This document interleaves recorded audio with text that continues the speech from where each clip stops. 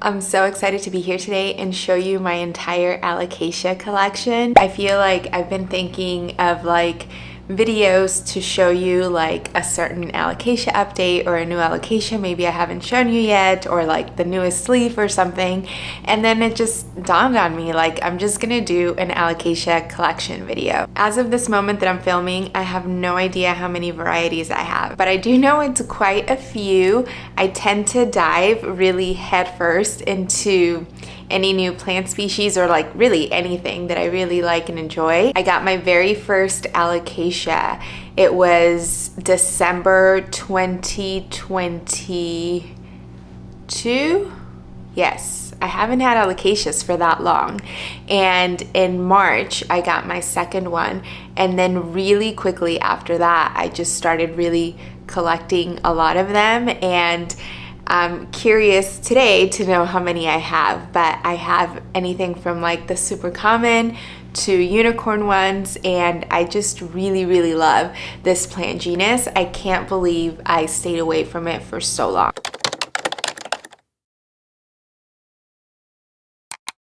I've been officially collecting and caring for plants since 2018, I think, but I purposefully stayed away from Alocasias because we all know they have this rap of spider mite magnets and hard to care for, which technically is true. I've always thought that they were really beautiful and just such a special plant genus, but I just didn't want to deal with the pests and knowing that they're needy in terms of watering, and that wasn't for me and for my care habits. But I also feel really lucky that early in my Alocasia collection days, one of my friends, he's a grower, told me about pond, and he mentioned how he just was gonna grow in pond and soil was just not an option for Alocasia. My second ever Alocasia happened to come already in pond, and the difference between that one and the first one that I had that came in a soil mix was just so different. I had such an easy time caring for the one in pond,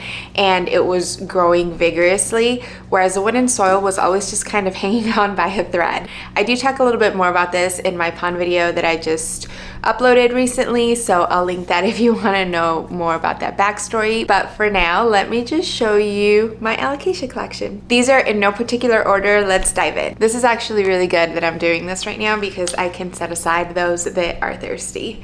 So this is my Alocasia Black Velvet. There is a long story with this one. You can see some corms up here on the surface. It actually arrived infested with mites, and I kind of tried to save it, but not really. And these were corms that I was able to save from the mother plant. I just ended up chucking the mother plant. I saved quite a few corms. I got rid of several and I kept 2. And oh my gosh, it actually has even more corms right here sprouting. So it has 1, 2, 3, 4 different corms that I might pick off. But this is what she looks like today. She's cute, I like her, but I recently kicked her out of my cabinet because she is very much evidently a spider mite magnet, and somehow was able to get them in there and just spread them throughout the cabinet. But I still really like her. I think she's very cute. I love how the veining looks a little neon, and yeah. The first one. I had to move a tiny bit just for lighting purposes, so in case you see a slightly different angle. Next, let's talk about my Watsoniana dark form. I have to scoot back for this. This has been such a vigorous grower. I feel like I'm gonna have to repot her soon.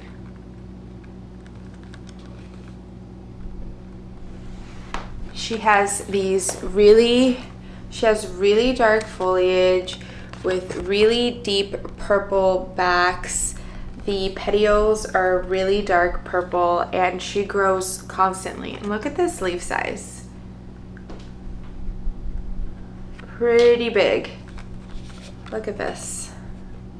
She does need some support. There's another leaf coming on the way whenever one emerges, the next one follows really quickly. I did get 2 corms out of this one when I first transitioned her into pon, and I recently let go of those because they had sprouted and were really healthy, and I really just don't need another one. But I feel like I'm going to have to upsize this pretty soon.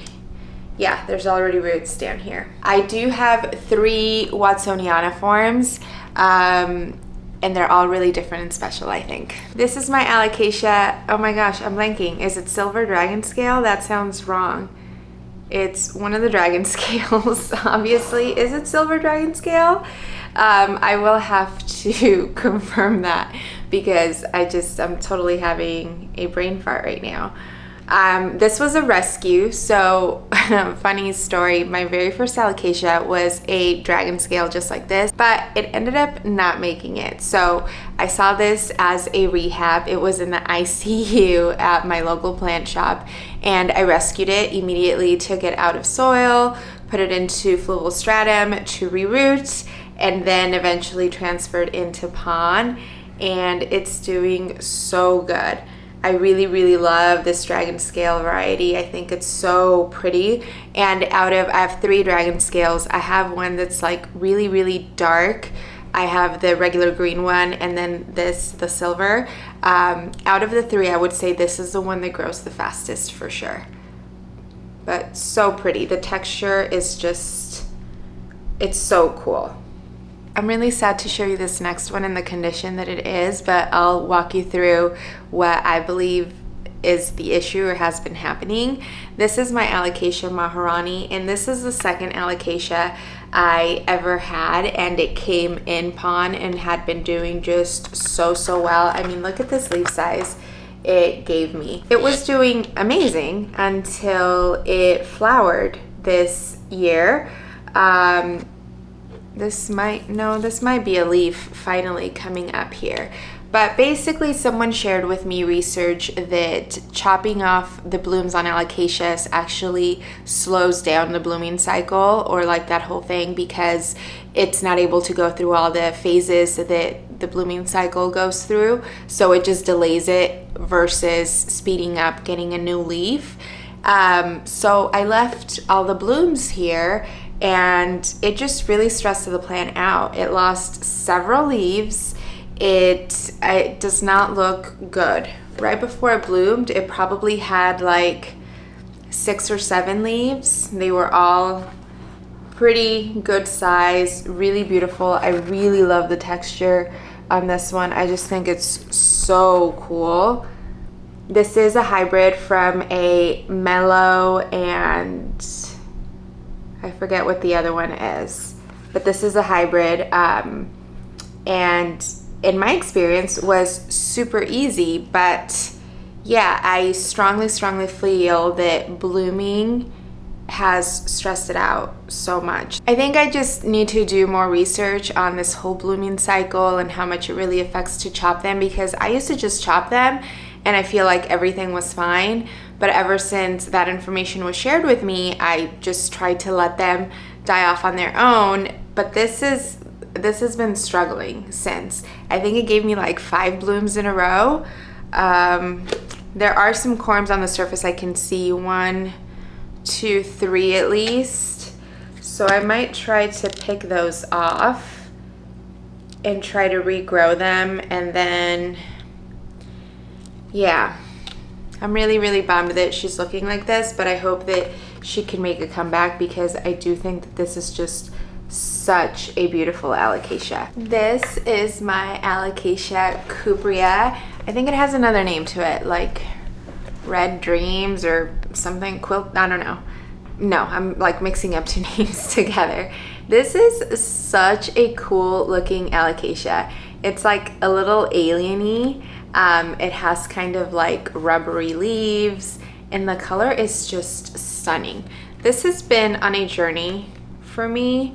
It was infested last year when I went on vacation with like a terrible case of spider mites, and I basically had to restart the plant.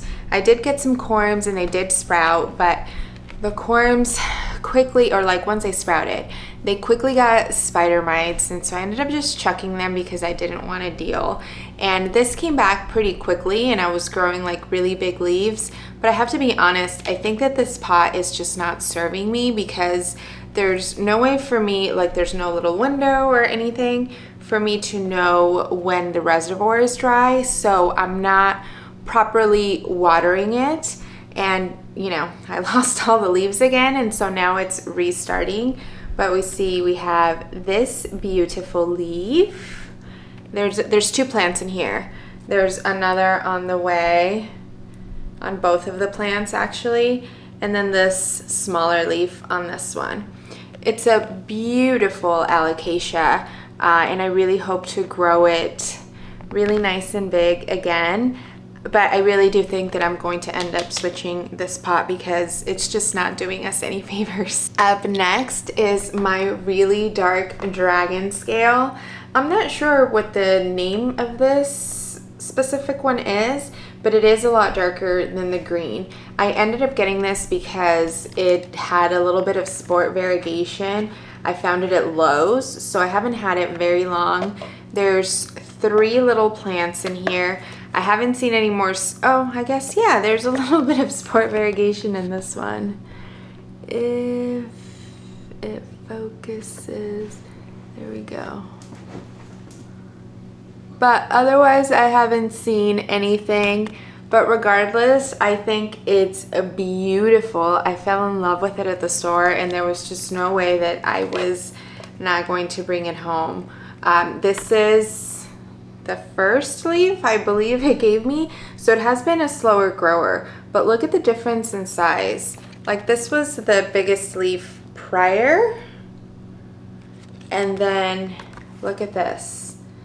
And again, so cool, the texture of this leaf. I love it. I'm really, really glad I got it, spore variegation or not. This is my Alocasia Watsoniana. She is massive.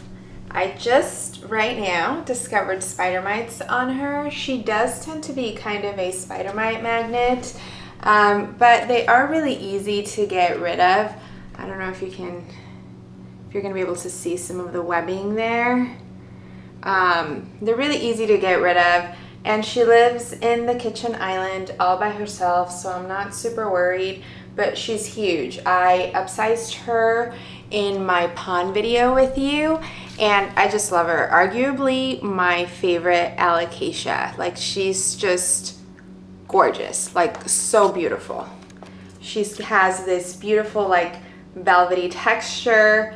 Leaves are huge, just stunning. Grows constantly.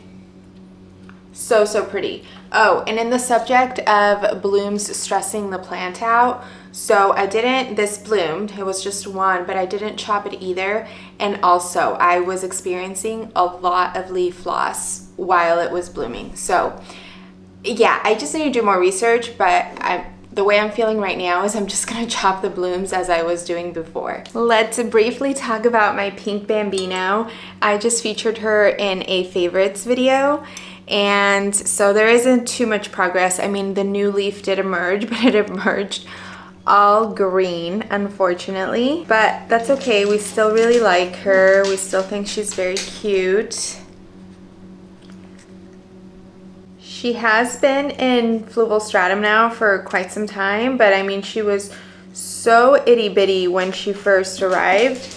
I know that she's, yeah, I can barely see some roots down there. I don't know if you'll be able to make them out, but definitely not ready to be repotted into pond yet. She does have some nice color, but yeah, the newest leaf is all green, unfortunately. So we will wait and see what she continues to do. Speaking of Melanolona, this is the Variegated Frydek elbow, if you can believe it or not. She tends to grow lots of all green leaves with just like very little speckling. And then, you know, after 2 or 3 of this, then she'll give me a beautiful variegated leaf. I'll insert some footage of the last one because it was stunning. stunning. It ended up just yellowing it off, and there is already a new one on the way, so I'm curious to see what that's gonna look like. But this is one of my variegated Frydeks. I'll show you, I guess, all of them right now in a row. This was my very first variegated Frydek, and I struggled a tiny bit with it. It came in soil. It was my first variegated alocasia. Look how beautiful this color is. Like, wow. Who could possibly want anything else? It frequently throws out leaves like this, and they are just stunning. The genes on this one are really, really great. But so it arrived in soil. It was my first variegated rare alocasia, and I didn't, even though I was already growing in pon, I didn't want to disturb it because it was a tiny little plug. So I figured I would just leave it in soil and just be really careful not to underwater and give it, you know, all the light that it needed. I had it in my small tabletop cabinet, and it just wasn't growing. It was not growing at all. And everyone kept saying how vigorous growers the Frydeks were. So one day I finally decided, okay, well, I'm just going to move it to fluvial stratum, I guess. I put it in a humidity dome, and so quickly it grew so many roots. And, you know, then I put it into pon, and it's been growing really beautifully since. So yeah, soil is just not it for alocasias for me. So this is one. This is another. I ended up getting these from BWH when they had a huge sale, and I think each of these, with like all the discounts they had going on, ended up being, by the way, this one got burnt with the grow light. It was my fault. I think it ended up being like just about $30 or something. That new color looks gorgeous. And these also arrived in a tiny plug. I got these because I ended up getting two from BWH. I got them way after my first one, and it's grown like crazy because I started the transfer into pon right away.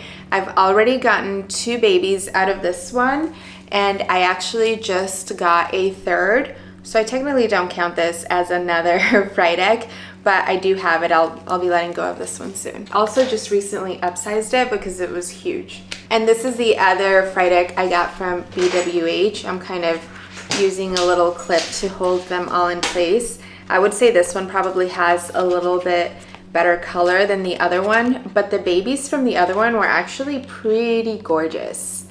So it's my Variegated Frydek collection. This is my green dragon scale, so you can see the difference.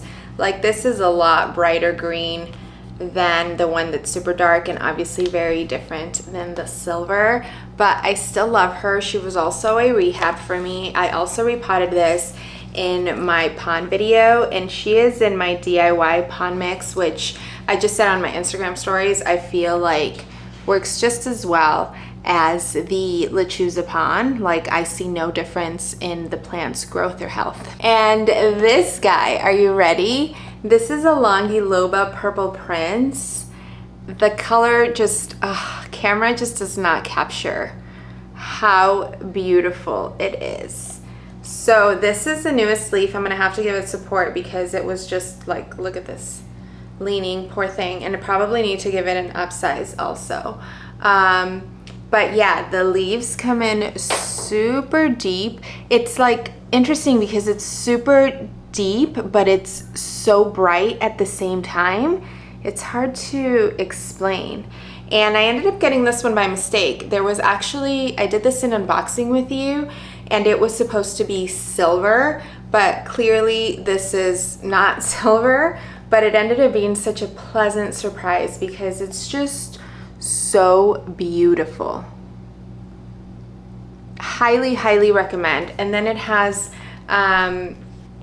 this pattern on the petioles, which I just think is so cool. Highly, highly recommend this one. Alocasia Longiloba Purple Prince. Here's my second Watsoniana form, and this is white veins. There's also a white veins glossy. This is matte, and it's a little like velvety. I find it to be a lot slower growing than the dark form, but it's gorgeous and worth it. I think they're very, very different. And yeah, I love this one so much, arguably more than my dark form. But you can also see the leaf upsize. Like this was the previous leaf and this is the newest leaf. Love it and highly recommend it. So pretty. This also has the purple back, the really deep like eggplant, just so nice. And this might need an upsize soon also. Yeah, lots of roots trying to come out of here. I really love these tiny pots, but they're very short-lived because roots go insane in pon, and yeah, they just won't last very long in here. But they're that perfect like transitional period, in my opinion, from when they're itty bitty like plugs that they're first being transferred from fluval stratum into pon. Yeah, I think they're perfect for it. Are you ready for this one? This is my Alocasia Watsoniana Lightning. So I just featured this one in my favorites video. The size of this leaf, it's huge. It's the only leaf it has. It did arrive with 2 leaves. I lost them almost like pretty quickly, and there is a new leaf on the way. I would also consider this to be a little bit of a slower grower, especially in comparison to the dark form again, but maybe not as slow as the white veins, because this has another leaf on the way, and the white veins really takes a long time between leaves. But my gosh, I am in love with this leaf. Not only is it beautiful, but it is massive. It's so big. I'll have to measure it to see what the size is, but I am in love. I can't wait to have like a plant full of these leaves. It's so pretty. I haven't had it for very long, so I doubt there's any corms in here, but it is already growing roots outside of the pot, so it'll probably need an upsize fairly quickly. But yeah, Watsoniana Lightning also has the deep purple backs, but then it's got like some of that bright veining also that shows. You can especially see it through the light. Highly recommend. You need all 3 Watsonianas, honestly. Quickly coming to you from my editor's chair, as I was editing the video, I realized I forgot 2 Alocasias that I was staring at as I was editing. So I will show you those now. The first one I forgot is my Alocasia Poly. This is the one that I got 13 corms from when I first got it and started the transition into pon. And even though I got 13 corms from it, she has sprouted 3 other little plants in here, which is pretty incredible. She also just recently bloomed. This is the one that I posted about chopping the bloom, and it quickly just started growing new leaves again as normal. So yeah, I really, the more I think about it and the more I've had this experience just as of very recent, I feel like chopping is the way to go, because it didn't skip a beat growing a new leaf after I chopped the bloom. So this is my Alocasia Poly. She's pretty easygoing, but I would say she's a bit of a slower grower. And this is my Alocasia Jacqueline. She's currently just holding on to this one massive leaf. So she's one of the ones that I allowed to bloom. She gave me 3 or 4 blooms in a row, and in the process dropped all the leaves that it had. I do think that there might be another one on the way. I'm hoping it's a leaf and not another bloom, but this also has the really cool pattern on the petiole or the stem, and it has this like fuzzy texture. It's so cool. So this one also had spider mites. It was living right by my glass door, and I swear the second I opened that glass door, spider mites make their way in. So I moved it over to the living room as I was treating, but she is spider mite free. I only had to do 1 treatment. I just rinsed her really thoroughly, and then I used Perfect Plantista, and she's been doing really well in the living room. Like, this leaf is giant, but it's like facing up and towards the window. So I think she's probably gonna live permanently in the living room for now. Okay, back to the original video. Let's get into the unicorns. Up first, it's going to be my variegated Ninja. So Ninja is similar to Black Velvet, but there's differences, and this one is variegated elbow. I ended up purchasing this as just a corm. It hadn't sprouted any leaves yet, but it was like very reasonably priced. I think it was under $40. And from a friend, so, you know, I was like, what the heck? Because it was just a corm. It's been in fluval for quite some time, and I'm not even sure that it's ready to be potted up. I can't see like a ton of roots really at all, but it's growing really nicely, such beautiful leaves. I think the color's gorgeous. The mother plant was stunning, but you know, variegation can be unpredictable. But I really love what this plant is doing so far, and I just can't wait to see it grow. Then it's my variegated dragon scale, and I had a similar situation with this dragon scale as I did with the Frydek, where it arrived in an itty bitty plug. I was afraid to move it because I believe this was my second rare Alocasia, and yeah, I didn't want to mess it up. Like, this was also back when corms were going for like hundreds of dollars. Yeah, I was just afraid to mess it up. So I kept it in soil for some time, but after I saw that my Frydek was doing so good, after I finally transferred it, I decided to just do that with this one as well. And now that it's in pon, it's holding on to 4 leaves, working on a 5th one. It pretty much, for the most part, does throw out really good color. So I'm really excited to continue to see this one grow. And yeah, probably needs an upsize soon also. But I'm super excited to finally have this one growing, because it was not growing for me at all. It would kind of start growing one leaf and immediately drop the other, like holding on by a thread. So this is this guy. And last but certainly not least, my pink black velvet. This is just such a stunning plant. I also just featured her in my favorites video.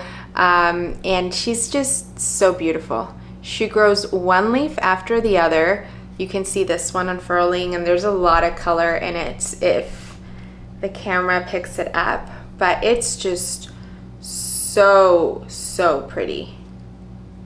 I love her. And no regrets buying this plant. I really do need to upsize her. I think I'm going to do one of those like 4.5-inch pots, because this little one is way too small for all the roots that are going on in here.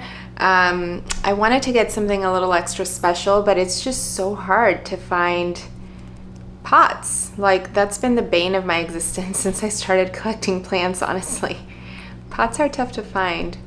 But yeah, this is her, and I love her. And that's it. I believe it's 16 varieties. I'll make sure to correct that if I'm not right.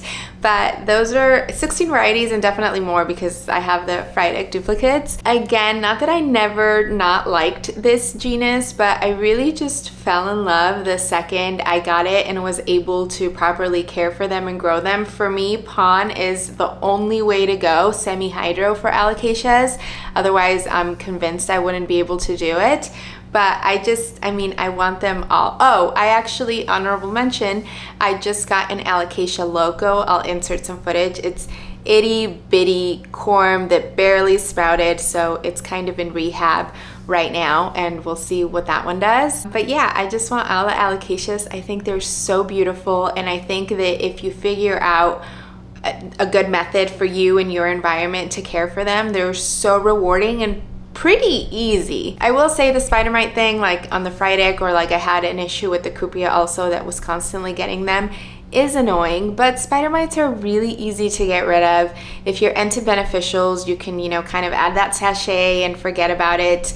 And I wouldn't let spider mites keep you away from having such beautiful plants. Okay, this is it. Thank you so much for watching. I really hope you enjoyed this video. I would love it if you subscribe to my channel so you can be notified when I upload new videos. I'd love it if you interacted with this video. Let me know what you think. Did you like it? Did you not like it? What's your favorite alocasia? Do you not like alocasias? What do you want to see more of? I'd love to chat more with you. Thank you again so much, and I will talk to you very soon. Bye.